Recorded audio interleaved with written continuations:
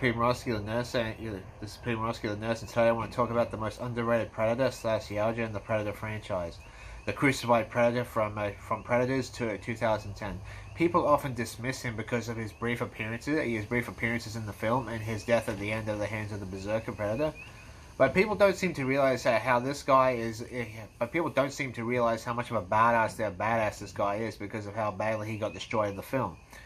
People seem to forget about how this guy was starved and was hanging up for weeks at a time before his final fight. Who knows? He could have been up there for to a month. He could have been crucified for a month.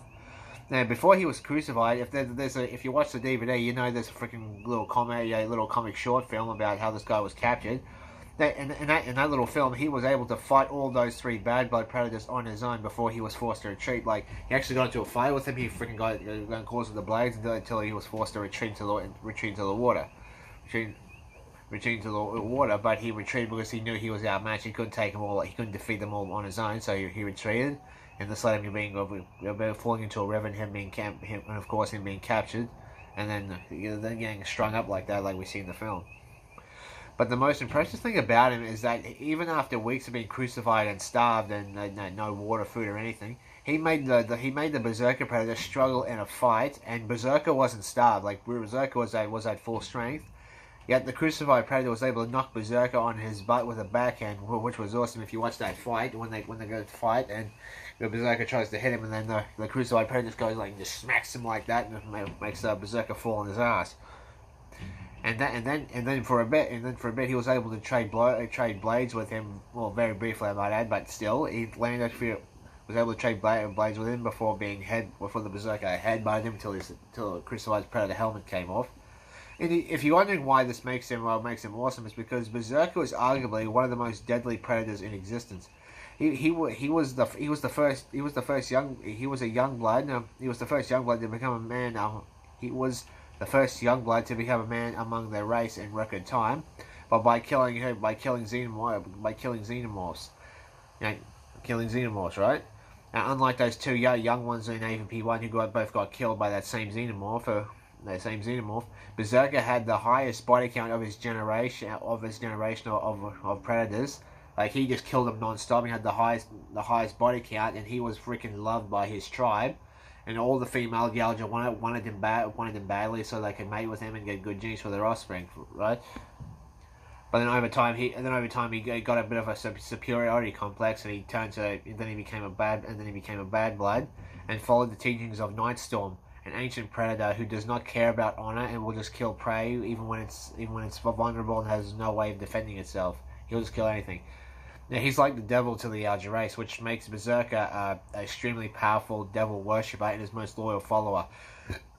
And because of that, because he is the most loyal follower of this, because Berserker doesn't have honor like some of these other predators do. Like, even Falcon, one of the bad bloods in his little trio that you see in the film, he actually does have honor when he fights that freaking Zaka ninja guy in the grass, right? Like, he lets the ninja guy get up, while Berserker would have just killed him right there. Would have killed him right there, right? So the fact that the crucified Predator was able to fight someone like this while he. Yeah, sorry, I gotta work on that. So the fact that the crucified Predator was able to fight someone like Berserker, who was not fight someone like this while he was completely starved and deprived of drinks, nutrients, and all that kind of stuff, it is extremely impressive. And to put this into perspective, it makes you wonder how strong this crucified Predator would be if he wasn't starved, like if he was at full power, at full strength, and everything.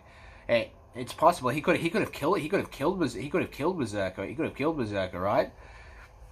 And he could be among the many Yautjas.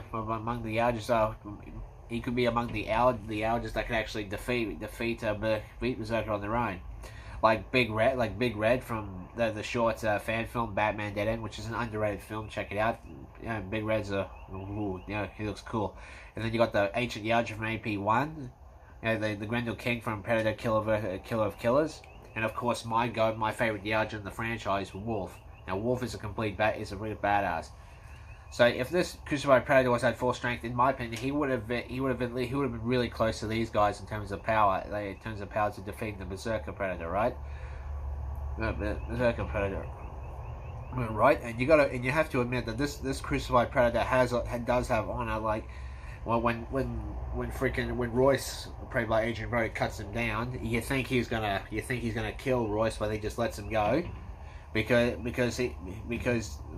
Royce, helped him get down. The Yautja figured, yeah, okay, this guy cut me down. He's doing me a favor, so I'll do him a favor. So he just puts his gear on and then starts to ship up so Royce can go home. And when the Berserker comes out, Berserker comes in with Isabel and that freaking doctor that little psycho doctor they were with. He steps between Royce and the Berserker to let Royce get away onto the ship because Royce helped him get down. The crucified predator's letting Royce get away so he can go home to repay his debt because of Royce. He has a chance of getting payback at the Berserker predator. Unfortunately, as we saw, even though the fight was awesome, he did hold his own for a bit. But unfortunately, the Berserker did cut his head off, which was unfortunate. But like I said, this was because he was really starved and like no nutrition.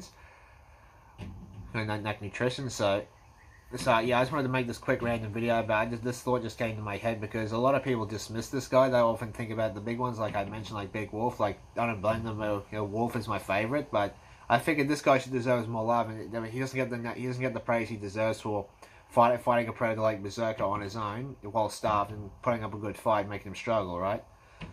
So I hope this has been Pilgrim Rusty, the Nerd Star. If you like this video, please like and subscribe. Thank you and have a great day.